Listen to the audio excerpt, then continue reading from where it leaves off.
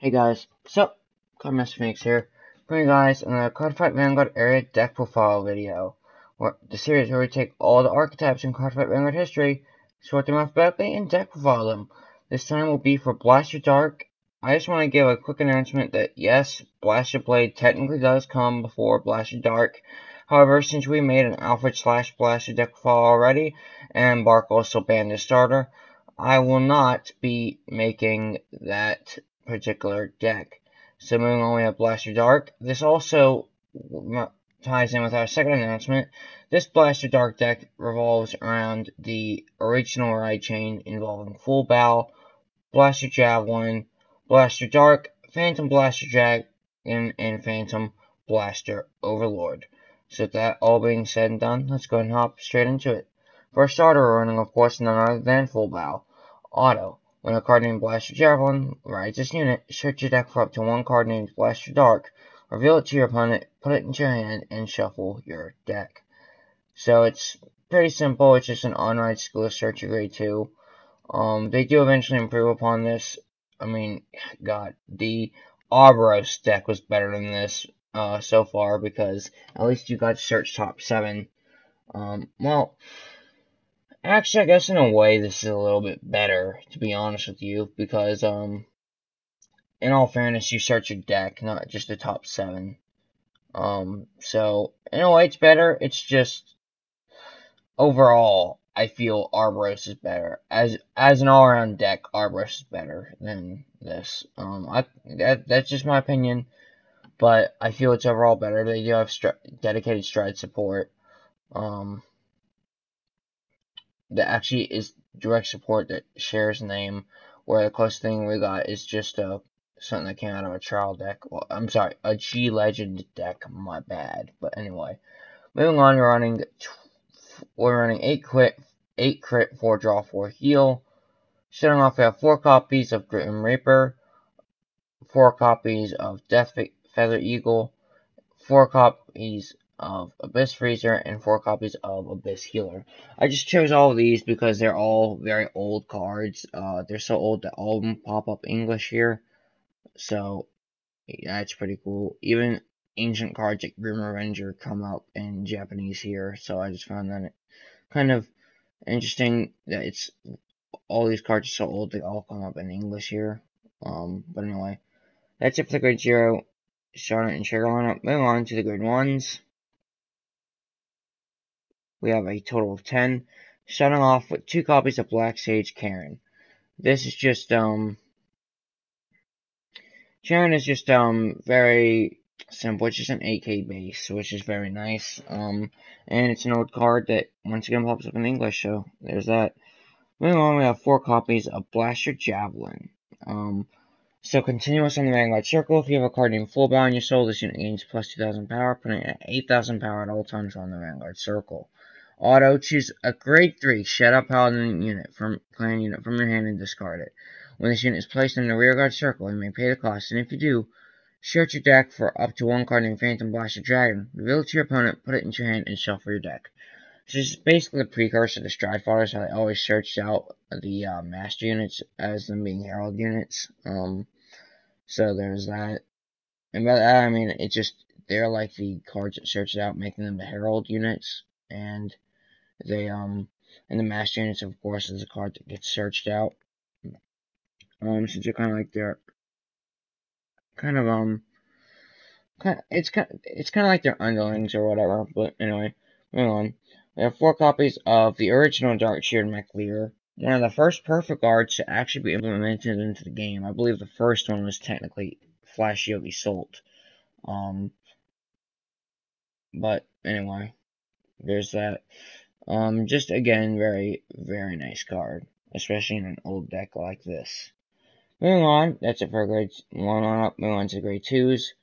We have a lot of them, actually. We have 13. So, let's go ahead and hop into this, shall we? We have 2 copies of Knight of Darkness Rugos.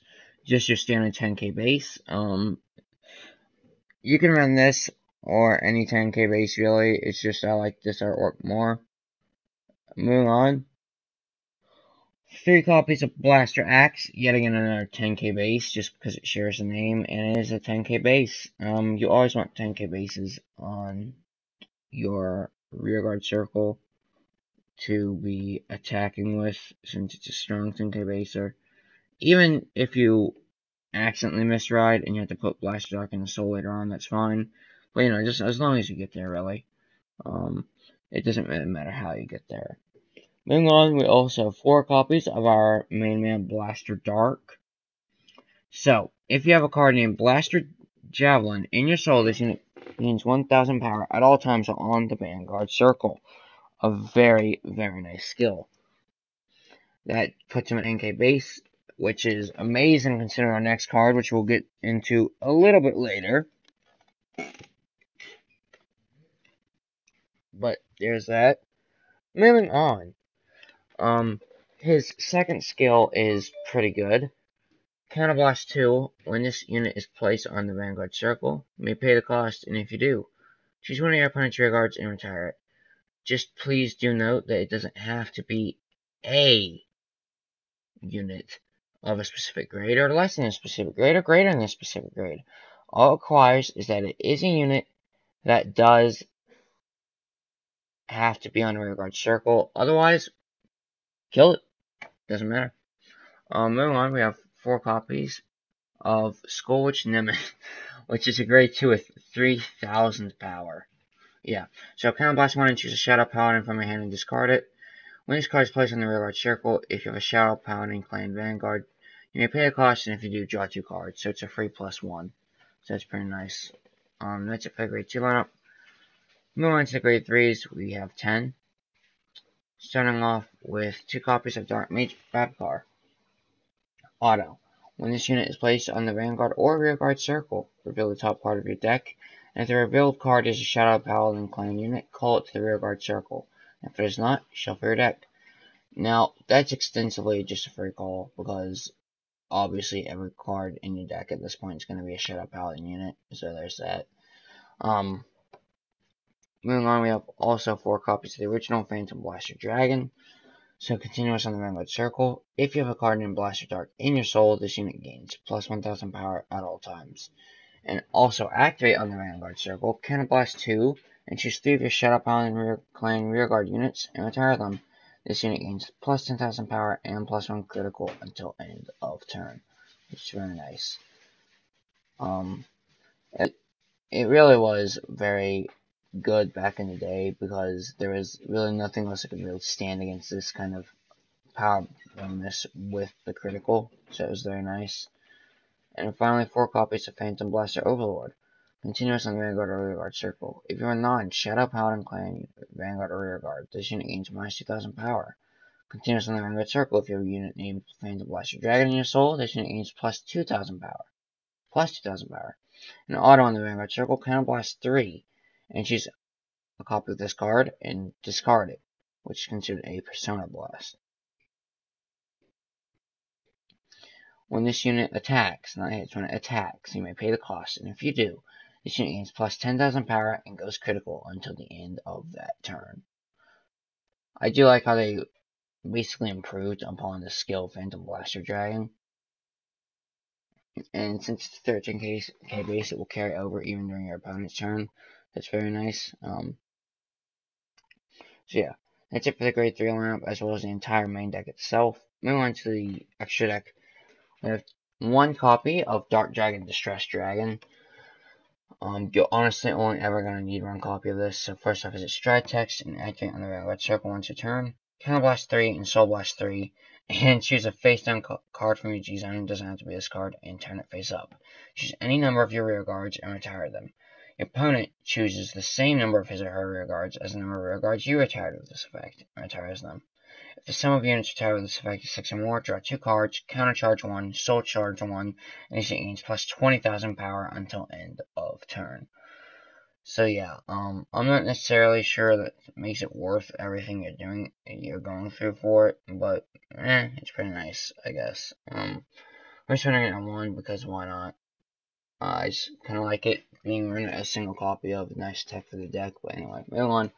2 copies of Dark Dragon, Aminous Pile Dragon. This is just for straight up power play. Continuously Vanguard Circle, which will 3, meaning you need at least 3 grade 1s in your drop zone. For every grade 1 in your drop zone, this unit gains plus 5,000 power. So if you're starting onto this guy, you're probably going to be at least doubling his power, because there'd be no other reason for you to stride this guy. Otherwise, he's just kind of, your standard reveal fodder for refugee assist. Moving on, we also have 4 copies of the Dark Dragon Carnivore Dragon. Activate on the Vanguard Circle once a turn. Choose one of your rear guards and retire it. Your opponent chooses 2 of his or her rear guards and retires them. If your opponent did not retire 2 units, choose up to 3 of your units in the front row, and they all gain plus 4,000 power until the end of the turn.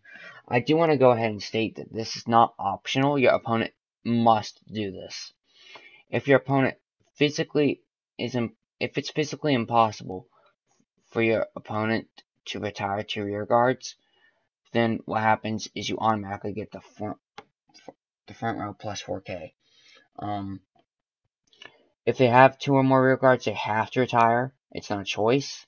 But if they can't, then the unit is gain 4k power. So I just want to go ahead and stress that to you guys. For our final unit, we have 4 copies of Dark Dragon Phantom Blaster Diablo. First off is a stride text, and activate on the Vanguard Circle once a turn. Count +1 and choose a face down card named Dark Dragon Phantom Blaster Diablo from your G zone and turn it face up. If the number of face up cards in your G zone is 2 or more, until end of turn, this unit gains plus 10,000 power, goes critical, and auto on the Vanguard Circle. Choose 3 of your rear guards and retire them. When this unit attacks the Vanguard and it hits, you may pay the cost, and if you do, your opponent may choose 2 of his or her rear guards and retires them. And if he or she does not retire 2 rear guards, until the end of the battle, your opponent cannot call cards from hand to Guardian Circle, which is actually an amazing, amazing skill. Now, that was it for our stride units. We went to the final for the final stride unit. We have 1 ultimate stride unit. Which is Seraph Dragon of Zenith Peak Ultima. Auto on the Vanguard Circle, count +2. When this unit is placed on the Vanguard Circle, you may pay the cost, and if you do, search your deck for 4 cards. Shuffle your deck, call half of them from among them, search the card searched to separate rear guards, and put the rest on the top of your deck in any order. You do not shuffle, and all of your units will be chosen for your trigger effects until end of turn. So if you pull 3 critical triggers, your entire field gets plus 15k and plus 3 critical, which is amazing. So anyway, that will go ahead and wrap it up for this deck profile. Thank you all so much for watching. I've been your host, Phoenix, setting out. See you guys next time. Have a good one.